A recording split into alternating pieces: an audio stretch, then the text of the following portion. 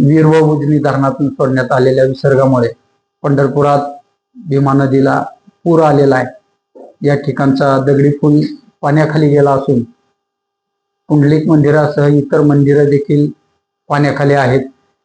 पुढच्या काही तासांमध्ये पाण्याचा फ्लो आणखी वाढण्याची शक्यता असून व्यासनारायण झोपडपट्टी तसेच इतर भागातील नागरिकांना नगरपालिकेकडून स्थलांतरित करण्यात येते आणि प्रशासनाकडून देखील नदीकाठच्या भागातील नागरिकांना सतर्कतेचा इशारा देण्यात आला आहे। सध्या उजनी धरणाला पूर आलेला आहे। पावसाळा आला की उजनी धरणाला पूर येतो, उन्हाळा आला की उजनी धरणातून सोडलेल्या पाण्याने भीमेला पूर येतो आणि उन्हाळा आला की भीमा खडखडत असते।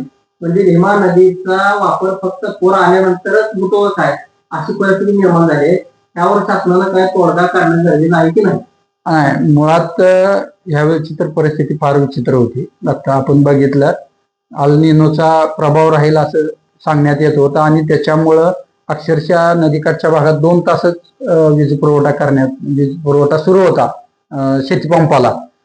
तर एका बाजूला नदीमध्ये पाणी असून त्याचा वापर करता येत नव्हता अशी परिस्थिती होती आणि आता अशी त्याच्या उलट परिस्थिती निर्माण झाली आहे की एकदम अचानक वीर आणि उजनीतून पाणी सोडल्यामुळं पूर परिस्थिती निर्माण झाली आहे।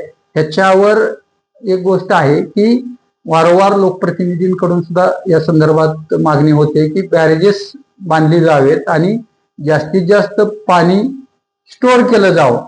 आपण आता कोल्हापूर पद्धतीचं बंधारं ठिकठिकाणी आहेत, त्या स्वरूपात जर बॅरेजेस जर या ठिकाणी उभे राहिले तर पाणी अधिक प्रमाणात स्टोअर होऊ शकतं आणि भविष्यातली ती गरज राहणार आहे। कारण आता सोलापूरसाठी समांतर जलवाहिनी झाल्यानंतर मधल्या काळामध्ये हा प्रश्न उपस्थित झाला होता की भीमा नदीमध्ये पाणी कोणत्या कारणासाठी सोडायचं, कारण ह्याला भविष्यात आपल्याला कालव्याचा दर्जा देऊन त्या नदीला प्रवाहित ठेवावं लागणार आहे आणि त्याच्यावर काही पाणी पुरवठा योजना देखील आहेत। त्या पाणी पुरवठा योजना आणि प्लस नदीकाठच्या भागातील शेतकऱ्यांना पाणी मिळावं यासाठी निश्चितच तुमचा अतिशय महत्वाचा हा प्रश्न आहे की शासनानं पाणी मिळावं जरी असला तरी भीमेला आवर्तनात जर पाणी सोडले की लाईट घालवली जाते, पाणी संपलं की लाईट सोडली जाते। म्हणजे शेतकऱ्यांनी फक्त नदी काठावर उभं पाणी बघायचं की शेतीला वापरायचं नाही, या विचार करण्याचा नाही। तेच मी सुरुवातीला सांगितलं, उजनीतून जे पाणी सोडलं जायचं पूर्वी सोलापूरला पिण्यासाठी औस बंधारा भरून घेण्यासाठी आणि जोपर्यंत तिथं पाणी पोहोचत नाही तोपर्यंत हा विद्युत पुरवठा बंद ठेवला जायचा।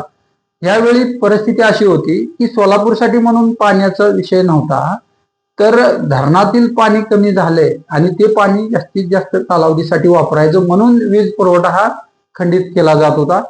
खर तर हा एक प्रकारे त्या भागातल्या शेतकऱ्यांवर अन्यायच होता।